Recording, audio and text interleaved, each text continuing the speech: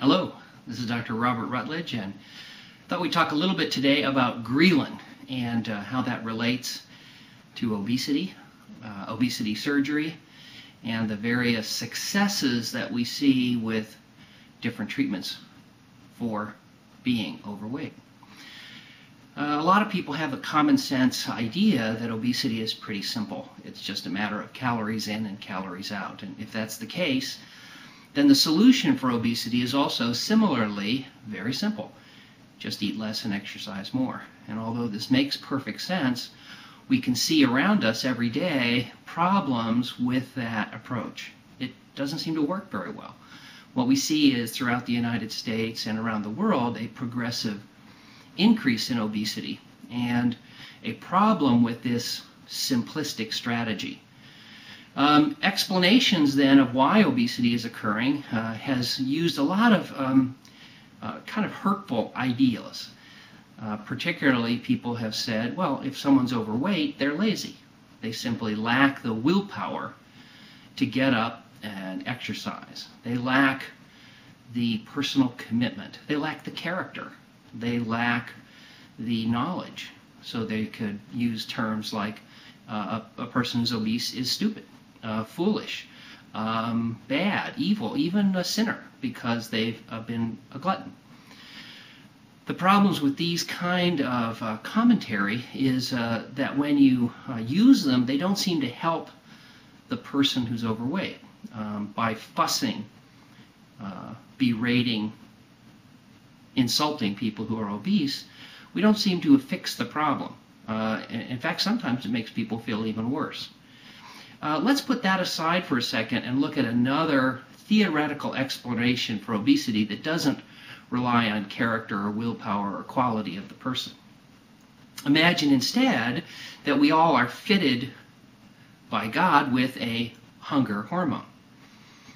And that hunger hormone, when it's in perfect balance, makes us hungry in exact balance with the amount of calories that we need. So there's no internal commitment or quality involved. There's simply a hormone that's released. And in a thin, healthy person, that hunger hormone tells us to eat precisely the amount we need. In that case, then, everything is in balance. Imagine then, instead, that that hunger hormone is out of balance, that for every time you sit down to eat, that hunger hormone is overproduced. It produces more hunger, such that you eat more calories than your body needs. That out of balance situation, I think, in a simplistic way, can be a good explanation for why people may be overweight. That is, they have a hunger hormone that's out of balance.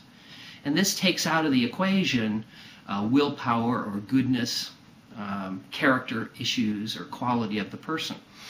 Therefore, it doesn't mean that because New York fashion models are the thinnest people we may know, that they're also the best. And similarly, people who happen to be overweight are not the worst people we know. We take that character issue out and instead say that thin, healthy people are blessed with a balance between the hunger hormone that their body creates and the number of calories that their body needs. That hunger hormone, or at least part of the hunger system, has been discovered, and it's called Ghrelin or Ghrelin, G-H-R-E-L-I-N, and it was initially named for growth hormone releasing type of hormone that ends in like insulin. It's a polypeptide, that is a string of amino acids, polypeptide hormone, and when it goes up in the bloodstream, people get hungry. Animals get hungry.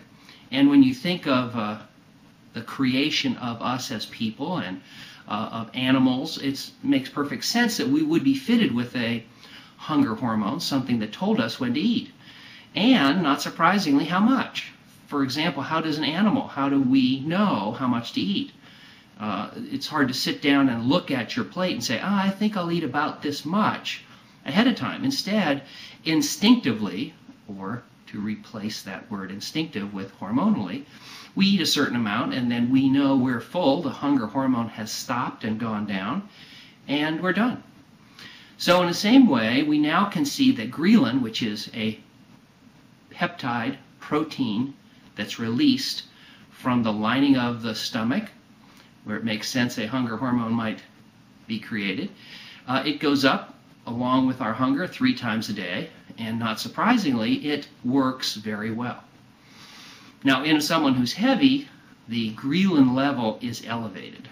And that abnormal elevation in ghrelin means that at every meal, patients who are overweight, eat too much. And think about how attractive an hypothesis that is. It makes perfect sense in that a lot of my patients, people that I see that are overweight, don't seem bad or weak or lack willpower. Instead, they seem to be suffering from a problem they can't understand and can't overcome.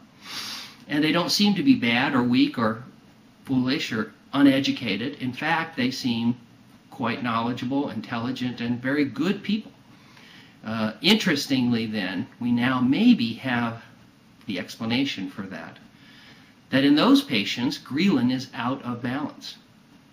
And in other discussions that we'll talk about on these videos, we'll talk then about ghrelin and how to treat it.